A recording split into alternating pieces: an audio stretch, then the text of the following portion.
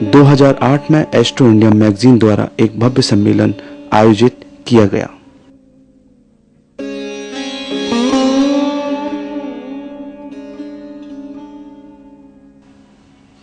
इस सम्मेलन में ज्योतिष, वास्तुशास्त्र, तंत्र, लाल किताब, काली किताब एवं विशेष परतंत्र पर गहन और गूढ़ विचारों का आदान प्रदान किया गया।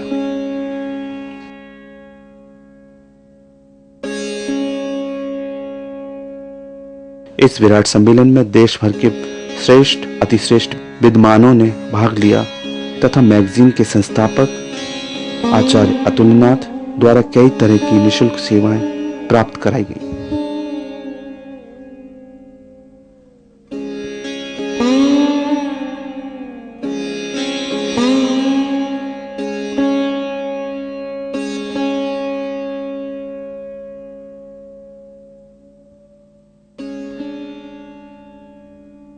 यह सम्मेलन भारतीय प्राच्य विद्याओं पर एक मील का पत्थर साबित हुआ।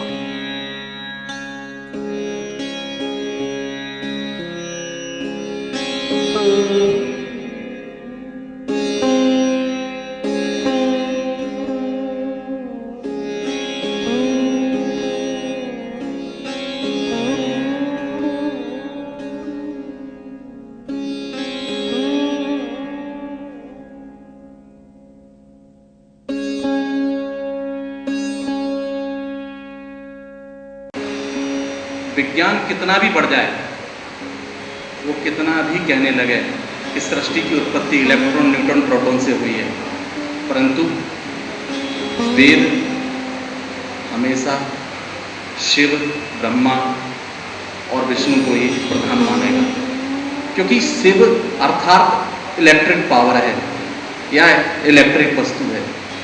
उसी प्रकार विष्णु न्यूट्रॉन है, उसी प्रकार ब्रह्मा प्रोटॉन है। जहां तक तंत्र की बात जब भी होती है, जहां भी होती है, तो मेरे ख्याल से मेरे जैसा अजीब किस्म का जंतु समक्ष हो जाता है लोगों के चेहरों में, नजरों में। कहीं ना कहीं ये विचार आ जाता है, बड़े बड़े बाल होना चाहिए, एक अजीब सी दाढ़ी होना चाहिए, कोई हड्डी खोपड़ी, कुछ इस तरह की तमाम सारी बातें होना चाहिए। और ज्योतिष जैसे विषय पर गंभीर चर्चा करें तो ज्योतिष 3 भागों में विभक्त है। प्रथम गणित, दूसरा फलित और तीसरा उपाय।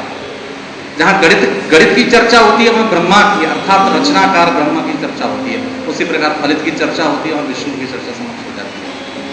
अब उपाय का जो विषय है वो गंभीर है, वो बगैर शिव अर्थात तंत्र के पूर्ण नहीं होता। तो ये तीनों क्रम एक दूसरे से जुड़े हुए हैं। तंत्र क्या है, कौन सी विषय वस्तु है, क्या जादू है, एक तांत्रिक फूंक मारेगा आग लग जाएगी, इस तरह की तमाम सारी धारणा है।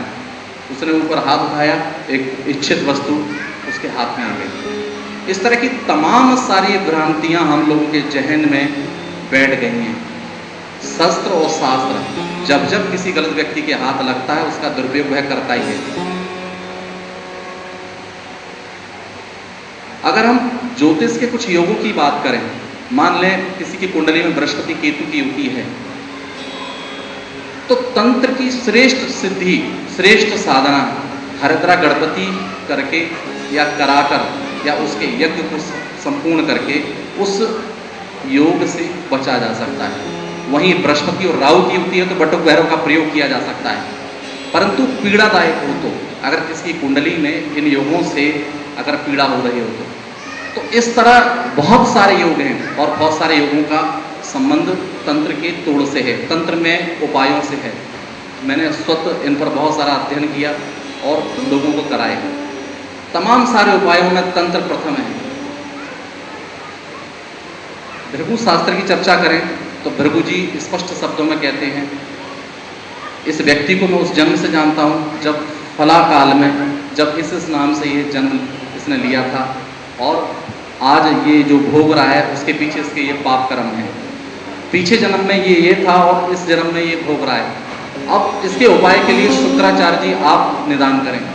तो भृगु और शुक्र से भृगु संहिता का स्पष्टीकरण मिलता है। अब शुक्राचार्य जी उपाय की जब चर्चा करते हैं तो वो 33 करोड़ जो देवी देवता हैं जिनको सुनने के उपरांत या हम चर्चा में लेकर हम खुद भी कई बार हास्य ले लेते हैं कि 33 करोड़ देवी देवता, किसी के एक होते हैं, परंतु सनातन धर्म में 33 करोड़ देवी देवता हैं। वो 33 करोड़ देवी देवता सॉल्यूशन हैं, उपाय हैं। और भृगु शास्त्र में उन देवताओं के मंत्र, यज्ञ, पुरुषरण का पूरा विस्तारित विधान लिखा हुआ है। परंतु कौन अपनाता है? आज अगर वास्तव में देखें तो किसी को समय नहीं है। हर व्यक्ति रिमोट पे जैसे टीवी चालू ओपन हो जाती है, उसी प्रकार जीवन व्यतीत करता है। तंत्र एक संकल्प की वस्तु है। एक संकल्पवान व्यक्ति अपनी इच्छा शक्ति को धारण करके यम, नियम, आसन, प्राणायाम, प्रत्याहार, धारणा, ध्यान, समाधि जैसे क्रमों से निकलकर मंत्र को साधता है। मंत्र साधन कोई सहज कर्म नहीं है। तंत्र की बहुत सारी शाखाएं हैं, उनमें से कई शाखाएं कबीलों में व्यक्त हैं। मंत्र की 4 शाखाएं हैं, परंतु जहां तंत्र की शाखाओं की बात आती है वहां टोने, टोटके, काला जादू, उसको ब्लैक मैजिक बोलते हैं, बूडो, इस तरह के विभिन्न सारे प्रयोग हैं। परंतु वो सारे के सारे इच्छा शक्ति पर डिपेंड करते हैं। अगर एक तांत्रिक किताब को पढ़कर या मंत्र को पढ़कर या पूरे विधान को रच के प्रयोग करता है और वो मन में यह धारणा कर ले कि इसकी मृत्यु नहीं होनी चाहिए, संकल्प चाहे वो मृत्यु का ले किसी के, वो व्यक्ति मरेगा नहीं। जहां इच्छा शक्ति की बात है, साधक के अंदर किस तरह की इच्छा शक्ति है, तभी तंत्र सहायक हो सकता है। तंत्र के ग्रंथों में बड़े लंबे लंबे स्त्रोत दिए हैं। संकल्प, ध्यान, करन्यास, अक्षरन्यास, षडन्यास। जब हम तंत्र की किसी भी सिद्धि की बात करते हैं तो उसके पुरुष चरण पर जब पहुंच जाएं तो हम लोग अटक जाते हैं कि प्रथम तो इतने बड़े शास्त्र को याद कैसे करें, अर्थात 40 पृष्ठों को कंठस्थ कैसे करें और फिर उसका पुरुष चरण कैसे करें।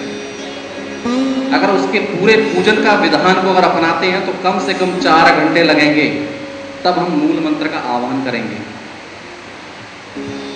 तंत्र में कर्म कांड का प्रवेश हो गया। तंत्र का एक और विषय है बलि। ये वास्तविक सत्य है कि बलि किसी पुष्प की भी हो सकती है, जरूरी नहीं है किसी रक्त की, किसी ऐसे जीव जंतु की हत्या करके हम किसी कृत्य को कराएं। जब किसी के लिए कोई भी दुराकर्म हेतु कृत्य जैसा कोई कर्म किया जाता है, तब उस देवता को प्रलोभन देकर हम भेजते हैं, अर्थात कहते हैं जाओ ये कार्य संपन्न करके आओ। वहां आदेश होता है, साधक की इच्छा पर आदेश होता है। शाबर मंत्रों में कई जगह ऐसे शब्दों का संबोधन है जिनका अर्थ नहीं निकल पाता, और जब प्रयोग हो गया तो उसका समाधान सहज नहीं होता। बड़ी अजीब बात है, भूत, प्रेत, मसान, खबीस, चुड़ैल, भूत इत्यादि बहुत सारी कहीं ना कहीं हम लोग सुनते हैं और कहीं ना कहीं हम परिवारों में सहजता से इन बातों को जानते हैं। जब तक किसी की कुंडली में ग्रहण योग, पिशाचग्रस्त योग, चांडाल योग इत्यादि इस तरह के योग नहीं होंगे, उस व्यक्ति के ऊपर कोई भी तंत्र प्रयोग संभव नहीं, सफल हो जाए। परंतु तंत्र उपाय में सार्थक है। जहां ज्योतिषी हार जाता है वहां तांत्रिक सफल हो जाता है। किसी ने महामृत्युंजय का जाप कराया और फिर भी व्यक्ति मर गया। इस तरह के एक नहीं कई सारे उदाहरण हैं।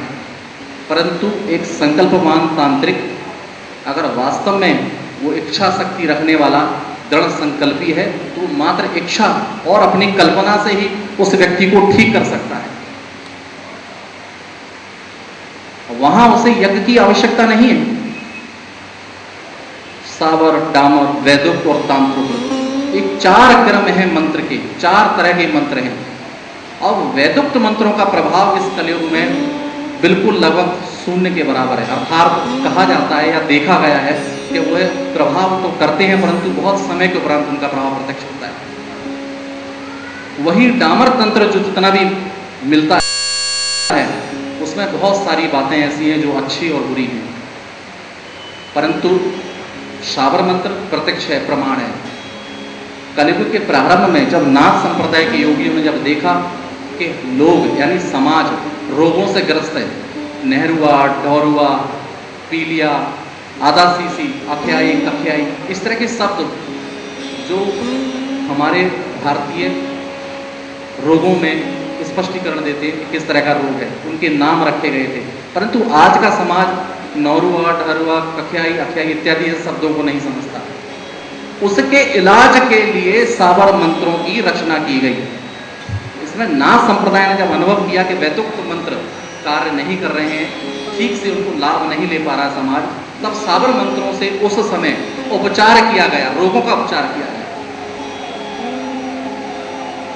और उन उपचारों से समाज में लाभ हुआ। उन नाथ संप्रदाय के लोगों ने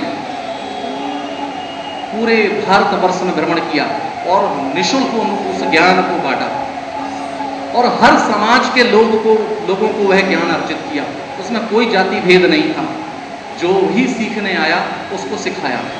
आज भी गली गुच्छों में वही सावर मंत्र, कोई भी झाड़ फूक करके नजर उतार देता है, पीलिया झाड़ देता है, अगर अखियाई हो जाए, कांख में गिल्टी हो जाए तो उसको उपचार कर देता है। जहां मेडिकल साइंस बिल्कुल मौन धारण कर लेता। आज भी आधा सीसी का मेडिकल साइंस के पास इलाज नहीं है, साइटिका पेन का कोई इलाज नहीं है। इस तरह के एक नहीं 1000 रोग हैं जिनका तंत्र में उपचार है। वहीं कुछ कुबुद्धि वाले लोगों ने उन मंत्रों में कुछ और भी शोध कर लिए, मारण, विद्वेषण, उच्चाटन, वशीकरण इत्यादि कर्मों को ले लिया। अजीब शैली है उनकी, लेकिन देवता को विवश करके वह कृत्य कराते हैं और ऐसे लोगों की मृत्यु भी ठीक नहीं होती, बड़ी अजीब किस्म से मृत्यु होती है। मेरे यहाँ सैकड़ों साधक हैं, सैकड़ों साधक मेरे यहाँ साधना करने आते हैं। अभी फिलहाल ही मैंने बगलामुखी पीठ की स्थापना की है रोहिणी में, और भगवत कृपा से वहाँ बगलामुखी तंत्र में एक बहुत बड़ा हुआ है, बहुत बड़ा नाम है, क्योंकि शत्रु का वह शमन कर देती है, शत्रु की जीवा को कील देती है, बुद्धि को स्तंभ कर देती है। खासकर नेताओं के लिए बड़ा कारगर सफल प्रयोग है। प्रत्येक नेता, मैं 2-4%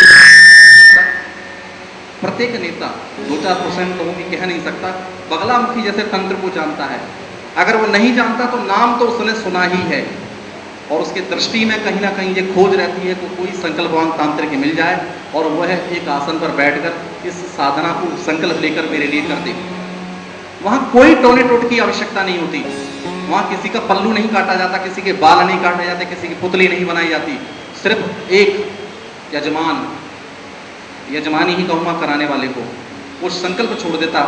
उनके संकल्प भी अलग हैं, उन मंत्रों के संकल्प भी अलग हैं, अर्थात कर्म कांड से अलग संकल्प है, बहुत छोटे से संकल्प हैं, और उस संकल्पों में ऋषि और मंत्र और कृत्य का विवरण मिलता है।